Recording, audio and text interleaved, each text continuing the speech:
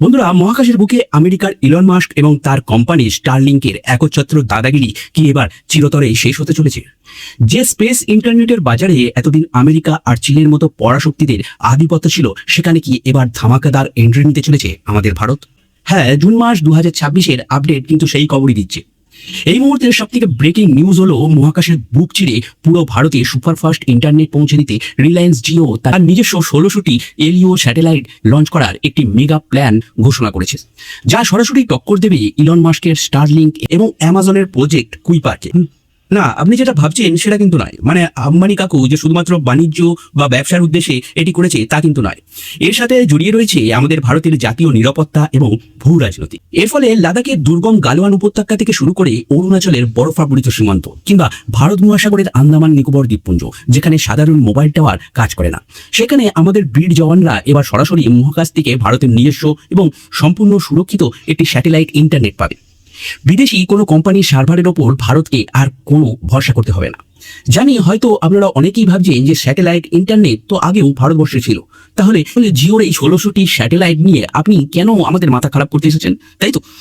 কিন্তু জানি আমি, ভারতবর্ষে আগে স্যাটেলাইট বা ইন্টারনেট ব্যবস্থা আগেও ছিল, আম্বানির অনেক আগে থাকতেই সেটা ছিল। কিন্তু এই যে রিসেন্ট আম্বানির লঞ্চ করা স্যাটেলাইটগুলি, সেগুলো থেকে সম্পূর্ণ এর থেকে আলাদা। আর শুধু যদি এটিকে আলাদা বলি তাহলে কিন্তু কম বলা হবে, আমাদের বলতে হবে যে তাদের সাথে এটি আকাশ পাতাল তফাৎ। হ্যাঁ, আগেকার যে স্যাটেলাইটগুলো থাকতো সেগুলি পৃথিবী থেকে প্রায় 36,000 কিলোমিটার উঁচুতে থাকতো, যাকে বলা হতো একটি জিও স্টেশনারি স্যাটেলাইট। ফলে এত দূর থেকে এই পৃথিবীতে সিগন্যাল আসতে অনেক বেশি সময় লাগতো, ফলে ইন্টারনেটের স্পিড খুব স্বাভাবিকভাবেই কম এবং অত্যন্ত ল্যাটেন্সি হতো। অনলাইন গেমিং বা লাইভ স্ট্রিমিংও সেখানে অসম্ভব ছিল। কিন্তু জিও যে এই স্যাটেলাইটগুলি মহাকাশে পাঠাচ্ছে সেগুলি হলো লো আর্থ অরবিট অর্থাৎ এলইও, যা পৃথিবী থেকে মাত্র 650 কিলোমিটার উচ্চতায় থাকবে।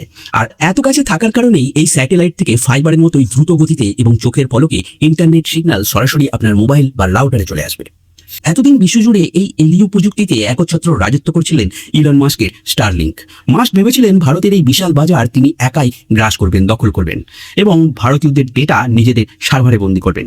কিন্তু মুকেশ আম্বানি আর রাকেশ আম্বানি এই পেন্টাগন বা আমেরিকার চাপের কোনো পরোয়া না করে ভারতকে স্পেস ইন্টারনেটের ক্ষেত্রে একটি সম্পূর্ণ আত্মনির্ভর করার জন্য এই 10 থেকে 15,000 বিলিয়ন ডলারের একটি মেকআপ প্রজেক্টের চুক্তি মহাকাশে অলরেডি নামিয়ে দিয়েছেন।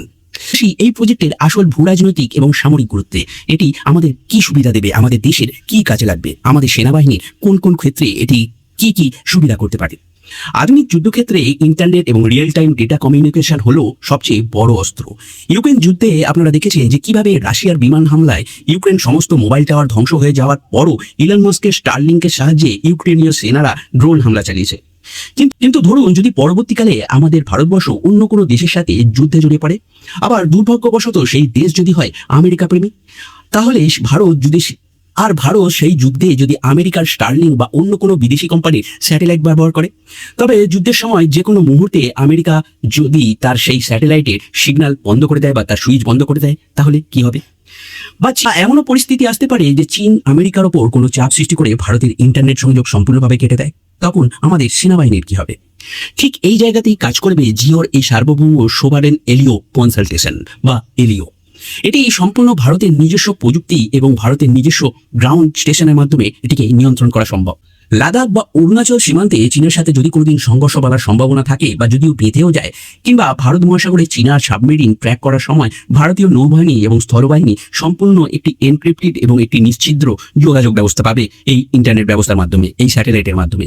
চীন ভারতের মোবাইল টাওয়ার হ্যাক করতে পারে, কিন্তু মহাকাশে থাকা ভারতের এই 1600 স্যাটেলাইটকে চীন কখনো ছুঁতে পর্যন্ত পারবে না।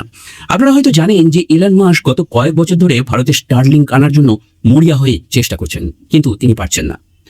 ভারত সরকার স্পষ্টভাবে তাকে জানিয়ে দিয়েছে যে ভারতে যদি স্যাটেলাইট ইন্টারনেট চালাতে হলে সম্পূর্ণ সিকিউরিটি ক্লিয়ারেন্স নিয়ে তাকে সেটি চালাতে হবে এবং সমস্ত ভারতীয় গ্রাহকদের ডেটা ভারতের মাটিতেই স্টোর করে রাখতে হবে। ইলন মাস্কের কোম্পানি এই শর্তগুলি মানতে খুব ইতস্তত করছিল, মানে ছ্যাঁকা লাগছিল। তারা চেয়েছিল যে আমেরিকার সার্ভার থেকেই ভারতের এই ডেটাকে সম্পূর্ণভাবে কন্ট্রোল করতে, ভারতবাসীকে কন্ট্রোল করতে। কিন্তু ভারত সরকার যখন জাতীয় নিরাপত্তার প্রশ্ন আসে তখন কোনোদিন কোনো এক চুলও আপোস করেনি, আর ভবিষ্যতেও করবে না। আর ঠিক যখন এইসব খেলা চলছিল, তার পর্দার পেছনেও তৈরি হচ্ছিল একটা অন্য খেলা, একটা অন্য দেশীয় বিকল্প। ইতিমধ্যেই ভারত সরকারের মহাকাশ নিয়ামক সংস্থা ইনস্পেসের কাছে সমস্ত নথিপত্র এবং আবেদন জমা দিয়ে দিয়েছে। আগামী 2 থেকে 3 বছরের মধ্যে এই স্যাটেলাইটগুলি মহাকাশের নিজেদের অবস্থান নিয়ে নেবে। এর ফলে ইলন মাস্ক ভারতে পা রাখার আগেই ভারতের স্পেস ইন্টারনেটের বাজার দেশীয় কোম্পানির দখলে চলে যাবে। তো বন্ধুরা, ভারত আজ আর প্রযুক্তির জন্য পশ্চিমাদের দিকে কোনোদিন চেয়ে থাকবে না। একসময় জিপিএস প্রযুক্তির জন্য আমেরিকার কাছে ভারত একটা অবহেলার শিকার হয়েছিল। কার্গিল যুদ্ধের সময় আপনার নিশ্চয়ই মনে আছে। তার ফলে ভারত তৈরি করেছিল ভারতের নিজস্ব একটা ন্যাভিক সিস্টেম। তেমনি আজ স্পেস ইন্টারনেটের বাজারেও ভারত নিজেকে দাপট প্রমাণ করে দেখিয়ে দিল। আমেরিকা আর চীনের পর ভারতই হতে চলেছে একমাত্র তৃতীয় দেশ যাদের নিজস্ব এত বড় একটি স্যাটেলাইট ইন্টারনেট ইকোসিস্টেম ব্যবস্থা থাকবে। আম্বানির এই মহাকাশ মিশন ভারতকে একটি গ্লোবাল স্পেস ইকোনমিতে এক নতুন উচ্চতায় নিয়ে যাবে। এবার মহাকাশ থেকে শত্রুর ওপর নজরদারি চলবে আর দেশের প্রতিটি কোনায় পৌঁছাবে ডিজিটাল ইন্ডিয়ার শক্তি। ইলন মাস্কের দাদাগিরি শেষ করে ভারতের এই মহাকাশ জয় নিয়ে আপনার ঠিক কতটা গর্ববোধ হচ্ছে অবশ্যই সেটা লিখে জানাবেন, এবং তারই সাথে আপনি জয় হিন্দ লিখতে বলবেন না। তো ভিডিওটি যদি আপনার ভালো লাগে থাকে তাহলে একটি লাইক এবং শেয়ার অবশ্যই করে দেবেন। তাহলে দেখা হচ্ছে পরবর্তী কোনো বড় আপডেট নিয়ে। ততক্ষণ সুস্থ থাকুন এবং সতর্ক থাকুন, এবং যাওয়ার আগে অবশ্যই জয় হিন্দ, বন্দে মাতরম।